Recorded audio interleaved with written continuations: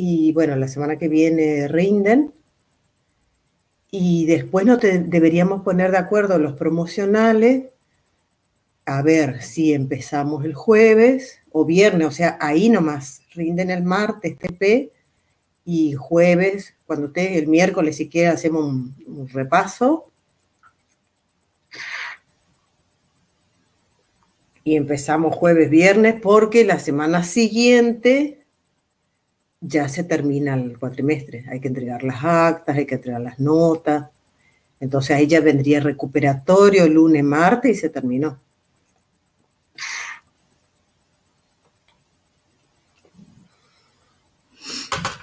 ¿Hay alguien ahí o están... prendieron y se fueron? Buen día, pero sí, estamos. Buen día. Así que ustedes me dirán después, por eso los que están haciendo la promoción, denle con el TP como para salir bien y dedicarse a la teoría. ¿Sí? Bueno, comenzamos la clase de hoy entonces. Vamos a compartir.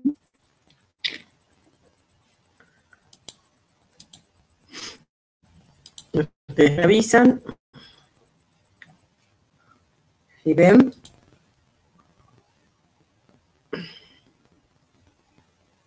¿Qué es la del PowerPoint que ustedes tienen? ¿Lo ven? Sí, profesor. Bueno, gracias. Bueno, el primer tema, bien sencillito, porque una cosa va hilvanada con la otra. Se trata de la comunicación celular. Para mantener la homeostasis, el equilibrio dinámico del metabolismo de todo el organismo, hace falta que las células se comuniquen entre sí, ¿no es cierto? Entonces, como dice ahí, ellas tienen la capacidad de intercambiar la información físico-química con el medio ambiente, porque de ahí recibimos la información vamos a ver, de que ahí empieza a expresarse todo. Y con otras células. Entonces, ¿para qué eso? Y bueno, para mantener el equilibrio que habíamos dicho que es el metabolismo. El metabolismo y todo, la vida misma, ¿no? Por supuesto. Entonces, llamamos primero mensajeros o ligandos a estas moléculas, hormonas, que es lo que más vamos a ver nosotros, pero los otros van a ver en las otras materias. Los neurotransmisores, citoquinas, factores de crecimiento, moléculas de adhesión y cualquier componente de la matriz extracelular. Entonces, nosotros vamos a hablar de hormonas, pero cuando hablamos de los primeros mensajeros o ligandos, pueden ser cualquiera de estos, en general. Y en general, el primer mensajero o el ligando puede ser agonista, que es cuando es reconocido por su receptor y produce una respuesta celular activa. Puede ser antagonista, que es cuando es reconocida por el receptor porque tiene una forma similar, una composición similar, pero bloquea la respuesta. Por eso es antagonista. Y agonista parcial es cuando produce una respuesta celular menor. Por eso dice parcial. Ahora, ¿cómo se comunican las células entre sí? Puede ser a través de una señalización autócrina. Fíjense que una célula emite una señal, un ligando, que es reconocido. Sí.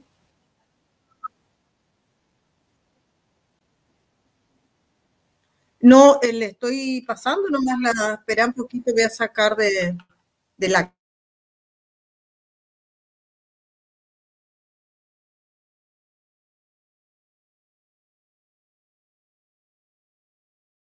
cámara.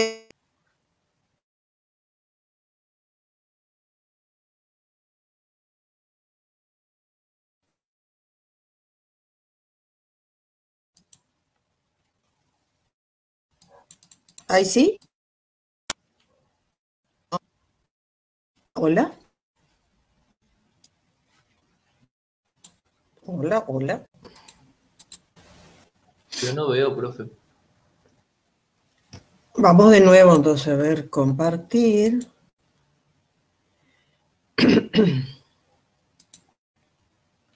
¿O será mi señal? ¿Ustedes acá, por ejemplo, me ven a mí? No, ¿acá me ven? Sí, profe, se la ve. Ahora vamos a compartir. A ver.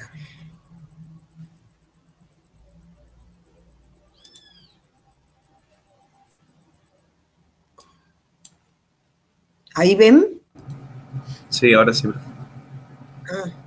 Yo le puse en pantalla grande, a lo mejor eso, no sé. Dejamos así entonces.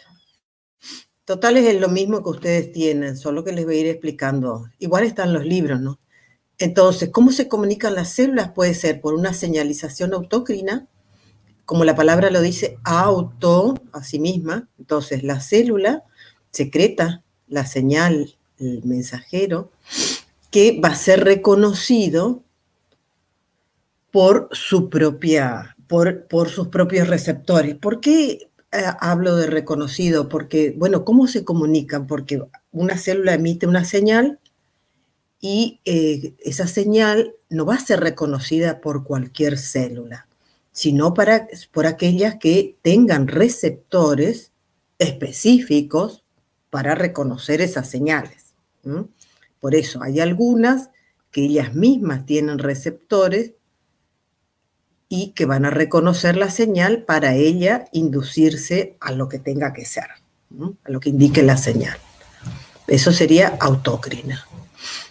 Esto van a ir viendo ejemplos en las diferentes materias. Yo le digo en general los más comunes y vamos a ir al que nosotros vamos a ver. Autócrina, entonces, paracrina o parácrina, que es una célula, emite una señal y esta va a ser reconocida por los receptores de células vecinas, que generalmente son células del mismo tipo celular, por ejemplo, del mismo tejido. Después tenemos la que vamos a ver hoy, que es la señalización endocrina, donde las células emiten señales que deben viajar en el torrente sanguíneo porque sus células blanco, que quiere decir las células que tienen los receptores para esa señal, se encuentran lejos. Entonces, esta señal viaja en la sangre hasta llegar a las células blanco, donde están los receptores que la van a reconocer.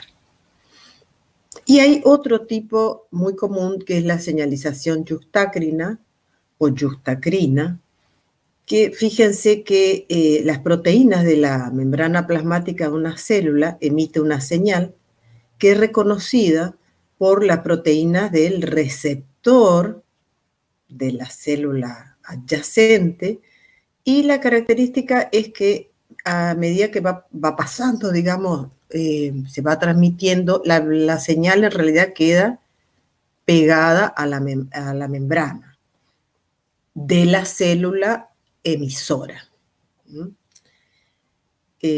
Bueno, la que nosotros vamos a hablar es la señalización endocrina. Hay otras también, chicos, la GAP, pero eso van a ver en las diferentes materias. Con que sepan estas 4, ya está. Entonces, esas son las comunicaciones entre las células. Y ahora vamos a ver las comunicaciones con el medio externo, como habíamos nombrado en la primera diapo. Entonces, esto tienen, por eso les digo, en blanco les viene re bien. Esto es del blanco, solo que hay un cambio acá que no tiene el blanco. Entonces, ¿qué pasa? Nosotros recibimos estímulos del medio ambiente, todo lo que nos rodea, y el primero que recibe las señales extracelulares es el sistema nervioso central, a través del hipotálamo. El hipotálamo va a liberar factores que algunos libros ya dicen hormonas acá, pero para no confundir, se puede decir así, factores, que serían activadores e inhibidores. Activadores, por eso tienen la flechita positiva, digamos, y algunos de estos factores deben también producir a partir del hipotálamo sus factores inhibidores, que son 3 de estos. ¿Por qué? Porque los otros van a ser regulados por su producto final. ¿Cuál va a ser el producto final? La hormona que esté en sangre, que es la que nosotros cuando sacamos sangre podemos detectar en la cantidad que tenemos. Entonces, el producto final va a ser por retroinhibición a nivel del hipotálamo o a nivel de la adenohipófisis, ya vamos a ver. Pero hay 3 que no tienen este sistema de regulación. Entonces, el hipotálamo debe controlarlo él y él debe emitir factores inhibidores, que son la prolactina, ven que tiene el inhibidor cuando haga falta, la melanocito estimulante, que libera tanto el positivo también como el inhibidor, y la hormona del crecimiento. Esta tenemos, el positivo va a ser la hormona del crecimiento y cuando es la inhibidora se llama somatostatina. Todos estos factores van a ir a actuar sobre la adenohipófisis, que es otra región del sistema nervioso central que está por delante, por eso es adenohipófisis, que a su vez va a liberar sus factores estimuladores que van a ir a actuar sobre las glándulas. Y estas glándulas se llaman de secreción endocrina. Ellas son las que, por último, van a sintetizar y liberar las hormonas, que nosotros llamamos hormonas, que van a actuar en, como habíamos dicho, yendo por sangre hasta las células blanco, que es la comunicación de entonces endocrina. Ahora, el hipotálamo también libera, justamente para diferenciarle de lo que va a actuar sobre la adenohipófisis, también libera ya hormonas que se llaman vasopresina y oxitocina, pero que van a ir a la neurohipófisis, que sería la posterior, la parte posterior de la hipófisis, para almacenarse. Por eso estos sí ya son hormonas que van a almacenarse hasta que haya el estímulo para liberarlo. Y ellos ya se liberan como hormonas. Entonces, eso sería la explicación de este cuadro que ven acá. El que sigue, esta diapo, les muestra que melanocito estimulante es más complicado. ¿Entienden? Se libera como propio melanocortina. Yo para no confundirle tanto, porque esto van a ver en fisión mejor. Entonces acá, con que ustedes me digan esto, melanocito estimulante, factor estimulador e inhibidor, ya está. Pero quiero que sepan que esta no se libera así, sino que en realidad es una cadena polipeptídica larga que se va a degradar en diferentes, ¿ven? En diferentes hormonas que van a ir a cumplir diferentes funciones. La que a mí me interesa es esta, melanocito estimulante.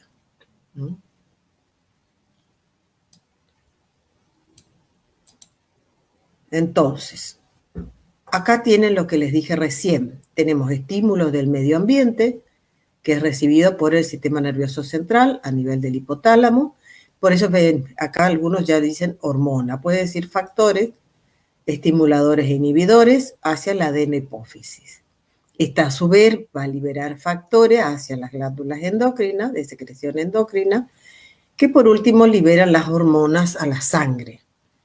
Entonces, estos factores que son liberados por la adenohipófisis ya pueden inhibir a nivel del hipotálamo. O lo más común es que estas hormonas, esta es la mayoría de las que están en sangre, son las que, cuando ya hay suficiente, producen su retroinhibición a nivel de la adenohipófisis o del hipotálamo. Excepto 3. Acuérdense, 3. Prolactina, melanocito estimulante y la del crecimiento. Entonces, esas necesitan que el hipotálamo libere los factores inhibidores hacia la adenohipófisis. Ahora, la clasificación de, vamos ahora al tema ya directamente de hormonas. La clasificación de las hormonas según la naturaleza química. Entonces, se clasifican en esteroideas, derivadas de ácidos grasos, derivadas de aminoácidos, todo esto está en el blanco. Péptidos y proteínas. Esto tienen que saberlo porque dependiendo de su clasificación, de su naturaleza química, ellas van a ser reconocidas por receptores que van a, ellas por su naturaleza química van a poder ingresar a través de la membrana plasmática, eso ustedes ya lo saben, o no. Entonces sus receptores van a estar dentro de la célula o van a estar en la membrana plasmática porque por su naturaleza no van a poder ingresar. Entonces, ahora vemos los receptores que son glicoproteínas, son macromoléculas que están en la célula, ya sea dentro o en la membrana plasmática, y que son las encargadas de reconocer a esa señal, a ese mensajero, el primer mensajero que dijimos, o ligando. ¿Dónde pueden estar localizados los receptores? Bueno, pueden estar localizados dentro, ya sea en el citoplasma o en el núcleo.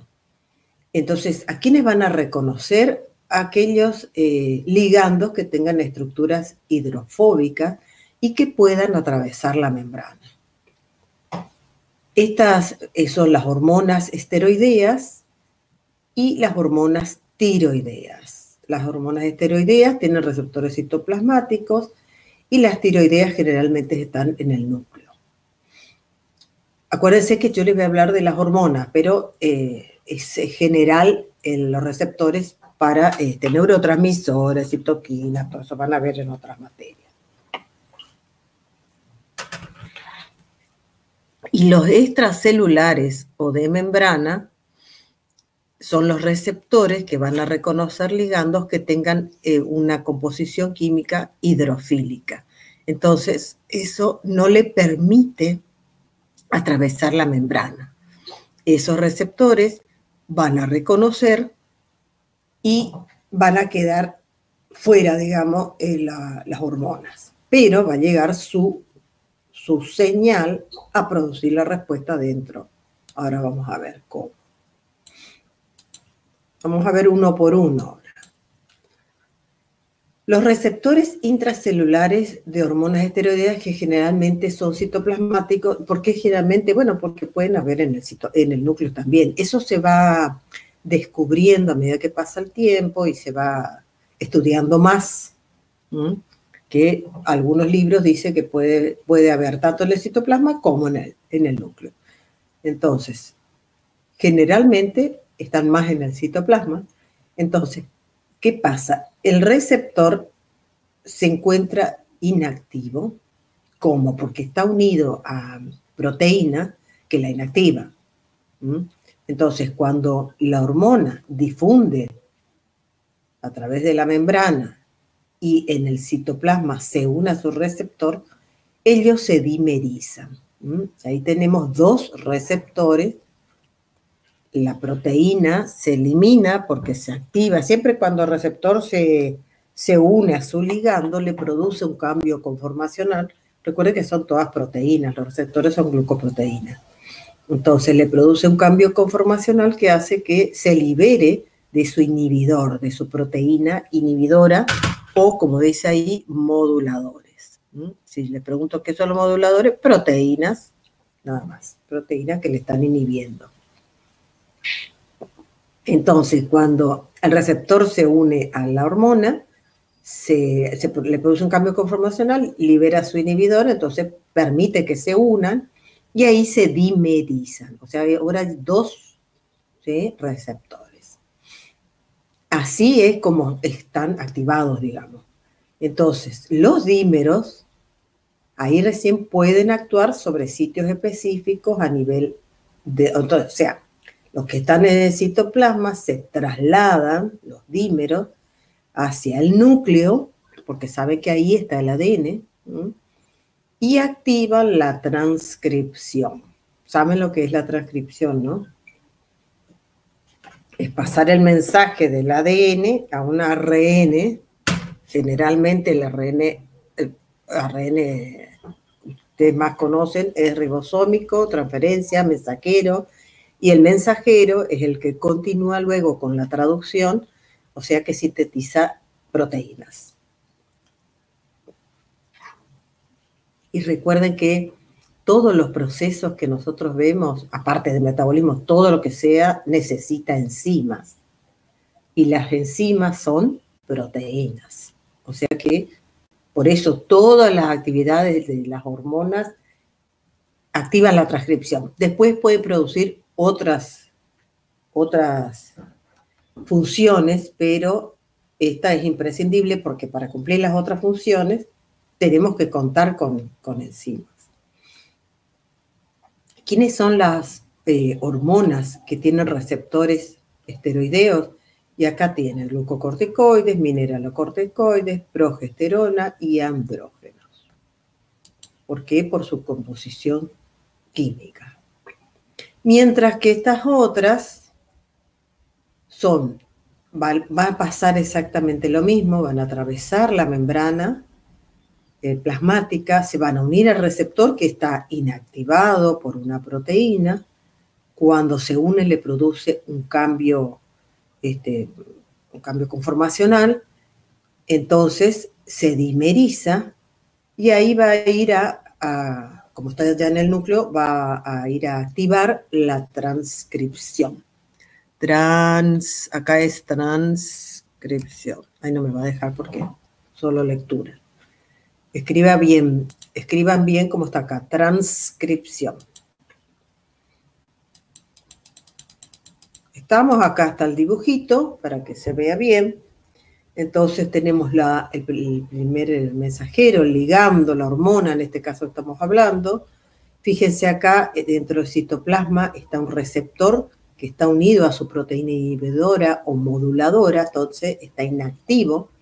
Cuando ingresa el ligando, se une, le produce un cambio conformacional, se desprende del inhibidor.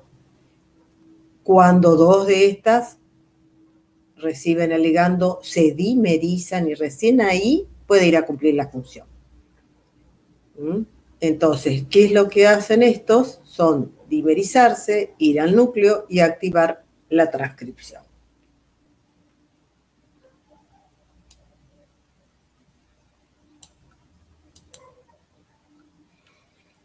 Ahora veamos los receptores de membrana. Son receptores que se ubican en la membrana plasmática. Y van a reconocer esos ligandos que no pueden atravesar la membrana plasmática debido a su composición química. ¿Cuáles son así en general, los receptores de membrana que más se conoce? Son los receptores acoplados a proteína G, receptores tirosina, esos son receptores con actividad enzimática tirosina quinasa. Estos receptores se vio que tienen actividad intrínseca y otros que tienen actividad extrínseca. Ya vamos a ver qué significa.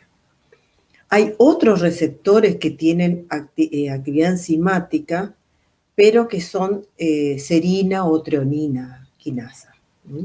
No están muy estudiados, pero el más interesante, el más importante es la tirosina quinasa. Incluso la insulina, por ejemplo, tiene receptores tirosina quinasa. Otro tipo de receptores son receptores acoplados a canales iónicos. Receptores de muerte. Estas son los que reciben la señal de que la célula debe morir, porque las células tienen su tiempo de vida también, ¿no es cierto? Entonces, estos son los tipos principales que ustedes tienen que nombrarme, que son los receptores de membrana. Y vamos a nombrar dos, así como para que son los que, ejemplos de lo que ustedes vieron. Entonces, ¿cómo hacen estos receptores de membrana para que llegue la señal? Porque el ligando queda afuera. El receptor se une al ligando y transmiten el mensaje a través de un sistema de transducción de señales. Esto se llama así, sistema de transducción de señales. ¿Y qué significa? Significa que una molécula le va a pasar la información a otra, esta a otra y esta a otra, como un chisme, ven que uno pasa a otro, hasta que llega a la última que por fin va a producir el efecto. Entonces, eso se llama sistema de transducción de señales. Entonces, como dice acá, en forma general, la hormona se considera el primer mensajero.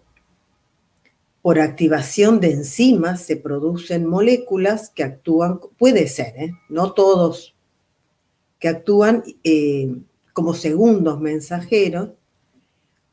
Otros actúan por sistemas RAS y MAP quinasa, que son todas proteínas.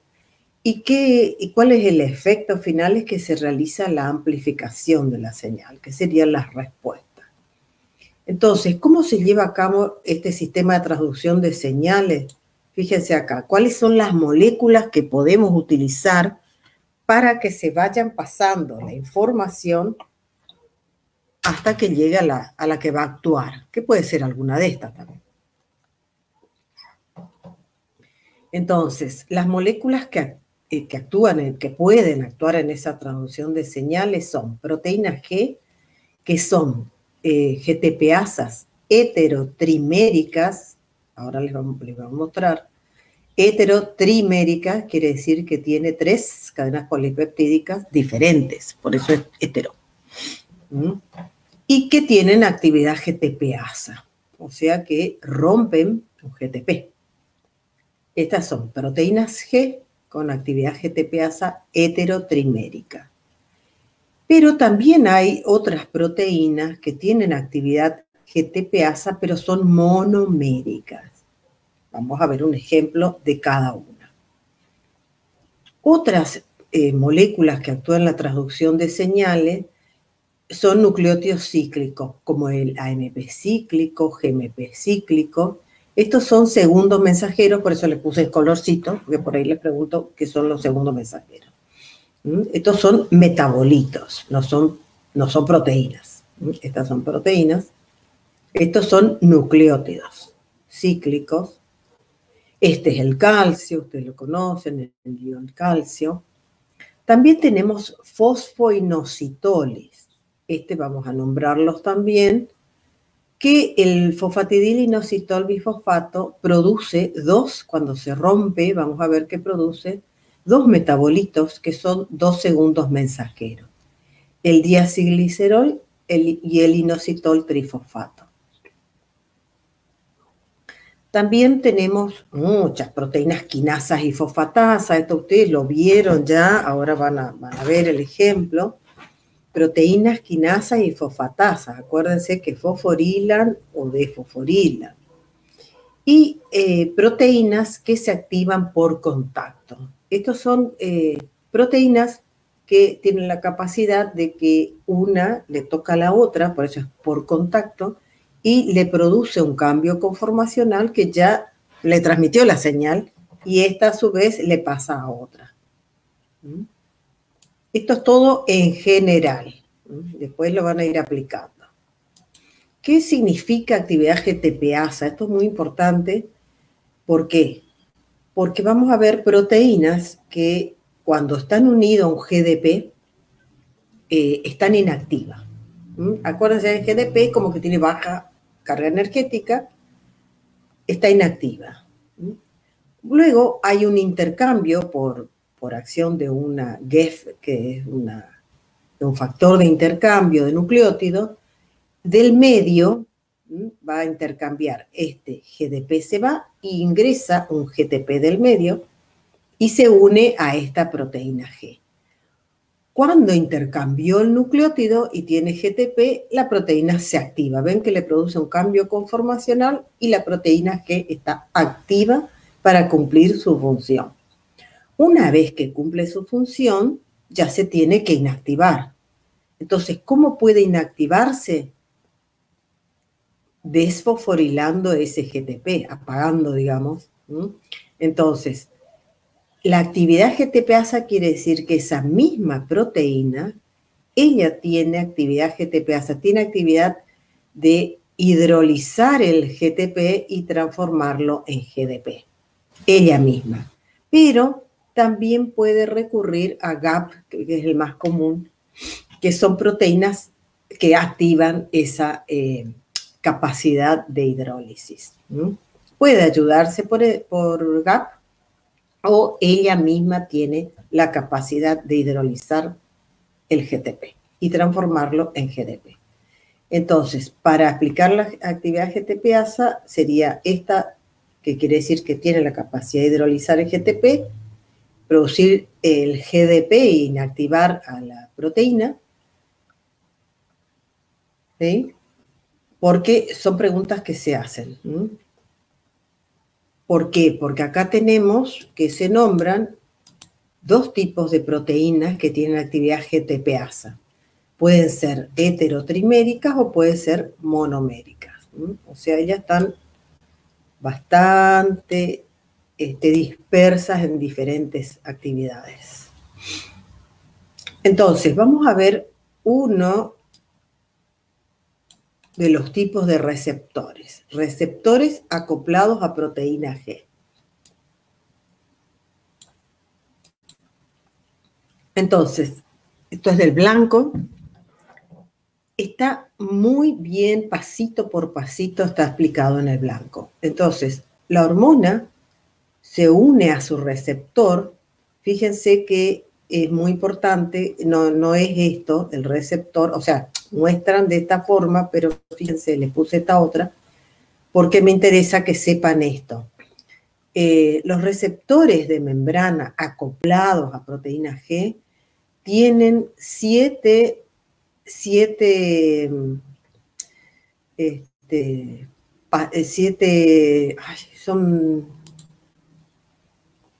me fue. Estos son segmentos hidrofóbicos que atraviesan la membrana, quedan unidos a la membrana, fíjense, tienen un extremo, que es el que va a reconocer a la hormona, y todo esto es la glicoproteína, el receptor. Y el otro extremo que va a estar unido a la GTP, a la proteína G, perdón. A la proteína G. Entonces, este receptor tiene un extremo que va a reconocer la hormona o el mediador, el ligando, y va a producir el cambio conformacional que va a hacer que le transmita la señal a la proteína que está asociada, ¿sí? A la proteína G en este caso, trimérica. Pero este receptor tiene 7 segmentos hidrofóbicos. Porque a veces me hacen el dibujito como que es un bollo y no es así. O sea, tienen que saber que es más de otra forma, digamos. Después en biológica lo ven mejor, en molecular. Entonces, la hormona se une al receptor acoplado a proteína G. Cuando se une al receptor, fíjense cómo atrae a la proteína G. Esta se encuentra, es trimérica, tiene alfa, beta, gamma. 3 cadenas polipeptídicas diferentes y están ancladas a la membrana. también. Entonces, cuando el receptor reconoce esa señal, ese ligando, le produce un cambio conformacional que hace que atraiga a la proteína G. Ella está unida a través de la cadena polipeptídica alfa a un GDP porque está inactiva, pero cuando esto pasa, que se traslada hacia el receptor para escuchar el chisme, para recibir la señal, fíjense que se produce el intercambio por un GTP del medio, o sea, se activa. Luego, lo que ocurre es, se separa una vez, como es alfa el que tiene el nucleótido, cuando está activo, se separa y pasa a través de la membrana, siempre está unida a la membrana, está anclada, y se dirige hacia una proteína efectora. Esta proteína va a depender de quién es la hormona acá, ¿no es cierto? Y de qué señal va a transmitir dentro de la célula. Vamos a ver dos ejemplos. Entonces, esa proteína efectora, cuando alfa unida a GTP se acerca y le transmite la señal, esta se activa. Una vez que cumplió su función, ahí está la actividad GTPasa. Entonces, alfa vuelve a ser unido a GDP y vuelve hacia la beta gamma para volver a formar la proteína G trimérica. Y la proteína efectora es la que continúa ahora llevando la información. ¿Cuál puede ser el ejemplo? Y fíjense, acá tienen un ejemplo que ustedes lo vieron en el metabolismo del glucógeno. Entonces, en la glucogenólisis, ¿qué vieron? Que la hormona se unía al receptor, unido, asociado a la proteína G, ahora saben que es asociado a la proteína G, que lo que va a hacer es que la subunidad alfa intercambie el nucleótido GTP por GDP, se active y vaya a activar ¿a qué enzima efectora? A la adenilciclasa. Recuerden, repasen, o sea, cuando lean ahí en el blanco van a acordarse que lo vieron ya. Esta adenilciclasa lo que hace es que el ATP produzca el AMP cíclico, que es un metabolito que se llama segundo mensajero. Este AMP cíclico, a su vez, va a ir ¿a qué? A activar quinasas, ¿se acuerdan? La proteína quinasa grande primero, que a su vez va a seguir activando quinasas y es la cascada de señalización. Esta quinasa era tetramérica, todo esto ya lo vieron. El AMP cíclico segundo mensajero se va a unir a las subunidades reguladoras, le va a producir un cambio conformacional a la subunidad catalítica. Esta se libera y la subunidad catalítica va a ir a actuar activando a otras proteínas y desencadenando en algún momento la respuesta. ¿Se acuerdan que era la glucogenólisis?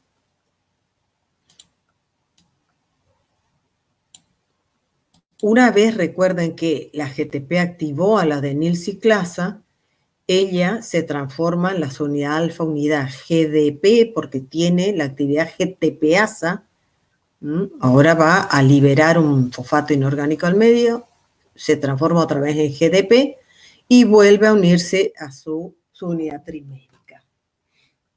El que continúa es ahora el AMP cíclico, que a su vez le pasa la información a la quinasa y esta a su vez a otra, ¿entienden?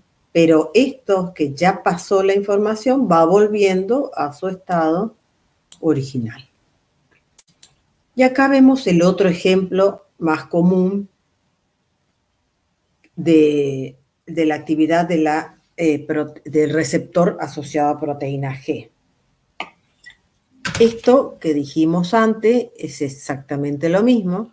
Se une el ligando al receptor que tiene 7 espacios transmembrana que va a activar a la subunidad alfa de la proteína G trimérica. Esta se va a dirigir ahora a la enzima efectora, siempre unida a la membrana, es la fosfolipasa C.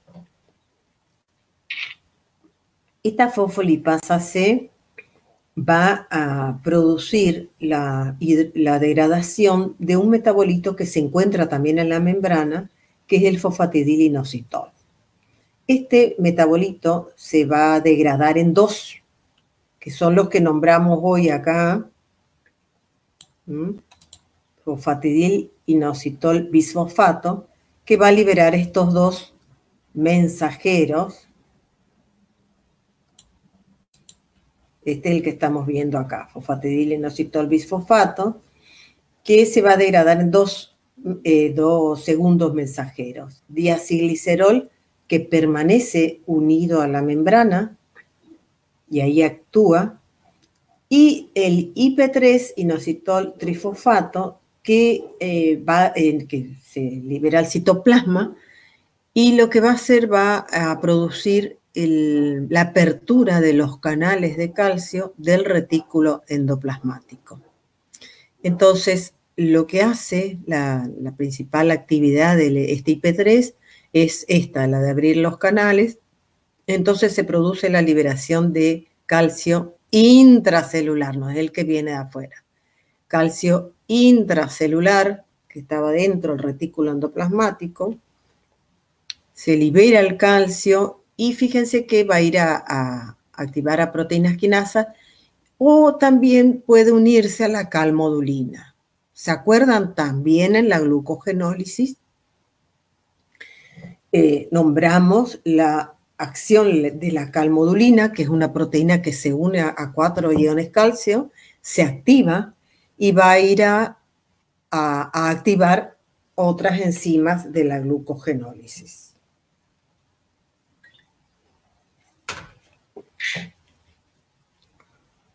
Estos son los 2 ejemplos muy generales de receptores de membrana asociados a proteína G, donde fíjense que al cambiar la hormona va a cambiar la enzima efectora y por supuesto todo lo que desencadena después y la respuesta también.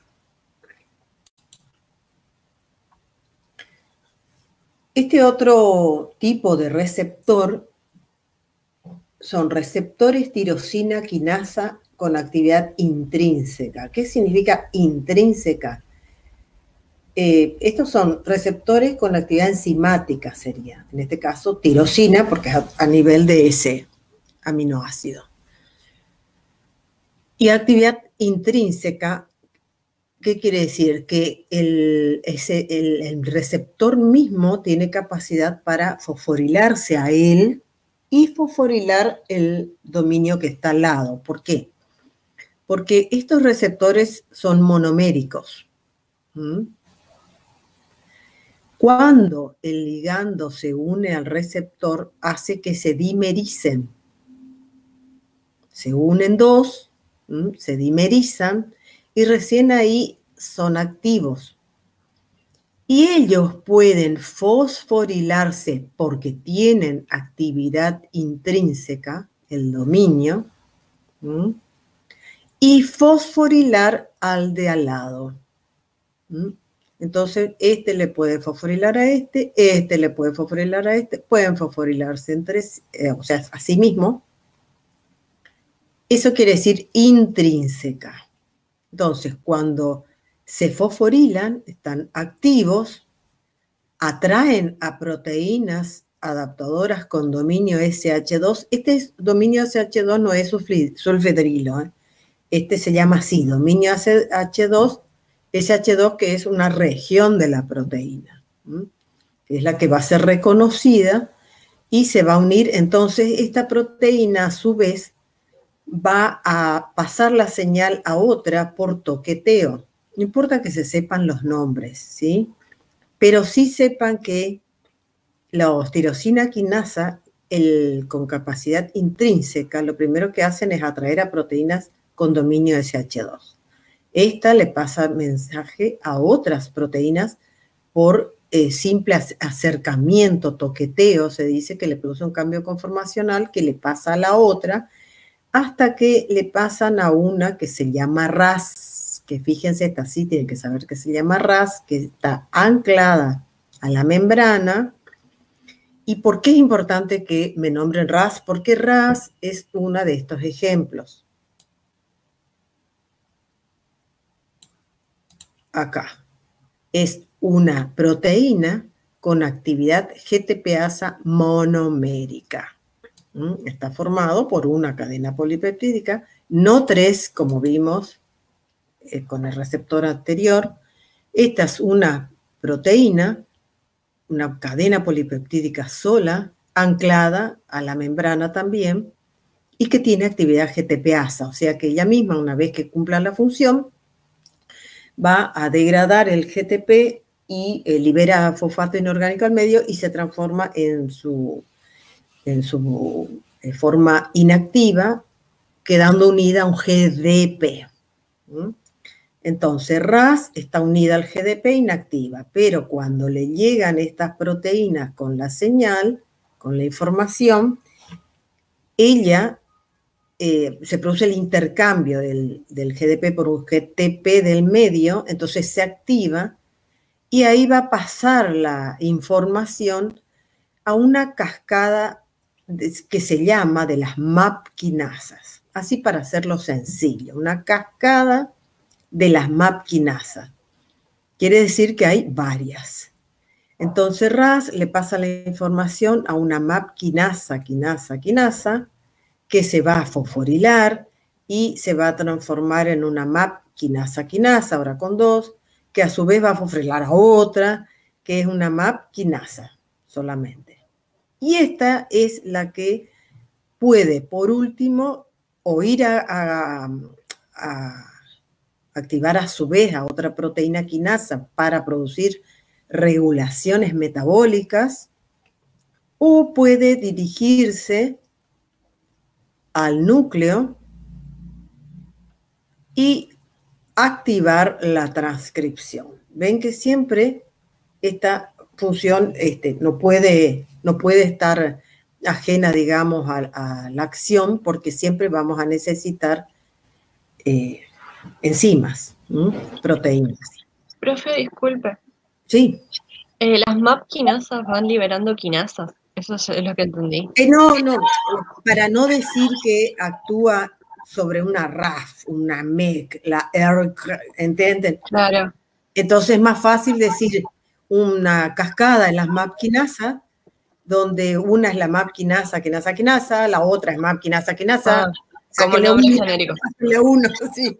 Es más fácil acordarse, ¿entienden?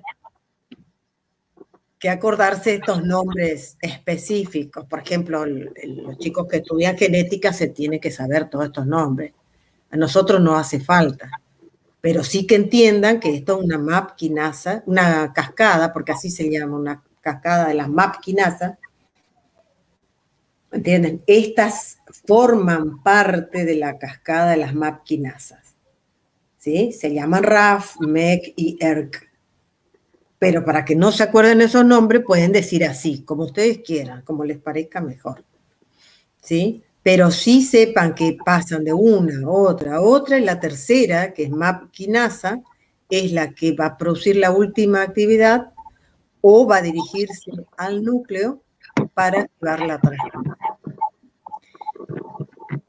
¿Por qué? Porque fíjense que las hormonas que no pueden ingresar quedan afuera, se unen a su receptor que reconocen esta señal y a través de la transducción, o sea, pasan la información de una a otra hasta que, por último, se produzca la reacción. La reacción que puede ser regulaciones metabólicas, que es lo que más vieron ustedes, Puede ser activación de la transcripción. Otra función puede ser informarle a la célula que tiene que morirse, o sea, activar la apoptosis. Puede ser que le informe que tiene que dividirse, entonces va a ser activar la proliferación celular. ¿Entienden? Son muchas funciones que puede transmitirle. Pero para llegar a cumplir esas funciones, esta información que trae la hormona tiene que llegar acá, a lo último, a las últimas moléculas, ¿entienden? ¿Cómo hace para llegar? Bueno, a través del pasaje de la información de una molécula a otra, que puede ser proteínas, como ser esta con dominio SH2 en este caso. Por eso en general yo les puse acá qué pueden ser en general, cómo pueden pasar la información en general por proteínas con actividad GTPasa heterométrica, con proteínas GTPasa monoméricas como RAS, nucleótidos cíclicos, que son segundo mensajero, a través del calcio, que es otro segundo mensajero, a través de estos dos, que son otro segundo mensajero, a través de proteínas quinasa, que ustedes lo que más vieron, pasan de quinasa a fosfatasa, proteínas que se activan por contacto. Entonces, cualquiera de estas en general, para no decir específicamente qué receptor estamos hablando, ustedes tienen que entender que cualquiera de esas son las que van pasando la información. Estas serían proteínas que se fosforilan y desfosforilan, la cascada de las MAP quinasas. Acá están viendo más específicamente como ejemplo de receptores tirosina quinasa con actividad intrínseca. ¿Por qué? Porque después tienen los receptores tirosina quinasa con actividad enzimática extrínseca. Y tenemos lo mismo, el receptor es un solo dominio. Cuando se une a la hormona, se dimeriza, y ahí recién ella, como tiene actividad enzimática extrínseca, quiere decir que ella no tiene la capacidad enzimática de fosforilarse a sí misma, sino que necesita de proteínas que se encuentran cerca, proteínas que tienen su dominio SH2 también, que van a acercarse y estas proteínas le van a fosforilar. Y ellas a su vez van a atraer otras proteínas. El ejemplo acá más común es los receptores con actividad enzimática extrínseca se dimerizan, se unen a JAK, a la proteína JAK con dominio SH2, que va a fosforilarla, atraen a STAT, que es otra proteína que le fosforila, y esta STAT, fíjense, es la que lleva ahora la información y va a ir a activar, a producir las funciones, transcripción, proliferación.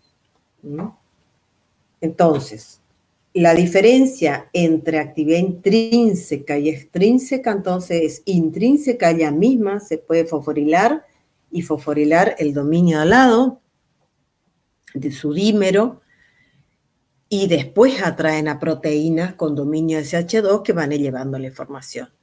Cuando tienen actividad enzimática extrínseca, no pueden fosforilarse, necesitan de proteínas con dominio SH2 que están cerca, que son las JAK. Estas vienen y le fosforilan, ¿ven? Ellas son las que le fosforilan y ahí atraen a la otra, STAT. Este es más cortito. Y STAT se fosforila y lleva, por último, produce la función. Bien, en general, por eso ustedes tienen las preguntas que yo les di, con el power, con el blanco, ya está. Esto es para que vean nomás. Esto es lo que les decía, ven que tienen 7 segmentos hidrófobos que quedan en la membrana, tienen un extremo donde se va a unir el ligando y el otro extremo dentro del citoplasma. Esta acá está mal porque está en el citoplasma. Este está unido acá, Recuerden, siempre anclado a la membrana, por eso yo le puse el del blanco. Es muy difícil encontrar en internet, por eso hice esto de copiarle el blanco, pero le puse ahí la que viene del blanco. Esto está muy bien explicado. Ven que está anclado y se acerca. Lo otro es como para que miren nomás. Y esto es, les muestro porque justamente ustedes hablaron de canales, entonces cuando vimos la parte de transporte, todo, los receptores asociados a canales iónicos, pero en realidad esos receptores son los canales, ¿entienden? O sea, están cerrados, se van a unir al ligando y va a hacer que se abran los canales y pasen los iones. Canales iónicos. Bueno, esto de todos estos receptores que ustedes tienen que nombrarme los tipos principales, fíjense que lo que les voy a pedir es receptores acoplados a proteínas G, porque es lo que ustedes vieron como ejemplo, el AMP cíclico. Ahora tienen otro donde la enzima no es la adenilciclasa, sino la fosfolipasa C, porque la hormona es otra, entonces la respuesta va a ser otra. Receptores tiroxina quinasa de los dos tipos. Y esto saberse nomás que son otras actividades enzimáticas. ¿Por qué? Porque no son tirosina quinasa, sino serina o treonina quinasa. Ven que siempre yo les nombré los aminoácidos, esos 3 aminoácidos son muy importantes, son los que en las enzimas cumplen la función de regulación, de fosforilación y desfosforilación, ¿se acuerdan? Siempre el nombraba los 3. Bueno, acá en receptores también son estos los que tienen la actividad enzimática.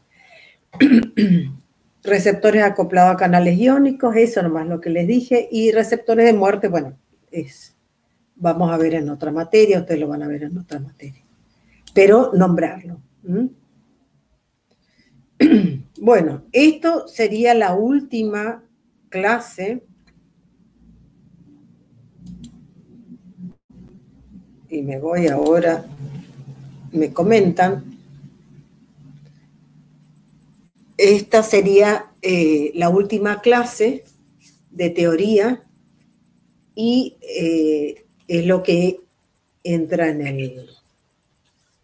el parcial. Y para los que rinden el final, bueno, así les tomo el final también, teniendo en cuenta esas preguntas que yo les di, pero por supuesto yo a lo mejor les pregunto de otra forma porque yo no miro las preguntas, pero no salgo de lo que está ahí en el PowerPoint. Porque si no, es un mundo lo que tienen que estudiar, chicos. Y entonces trato de guiarles para que al menos se sepan algo así que es muy general, pero que les abre para que cuando vayan a fisio, a inmunología, todo esto se aplica en todas las materias. Farmacología, lo de farmacia, todos van a aplicar en las materias siguientes. Entonces, por lo menos tenemos que ubicarnos qué significa, qué son los receptores, qué tipo de receptores tienen, cómo actúan. Entonces, cuando vayan a otra materia, le van a explicar más profundamente, pero ustedes ya algo van a tener idea. Bueno, mañana no tenemos clase, estudien TP, estudien, prepárense.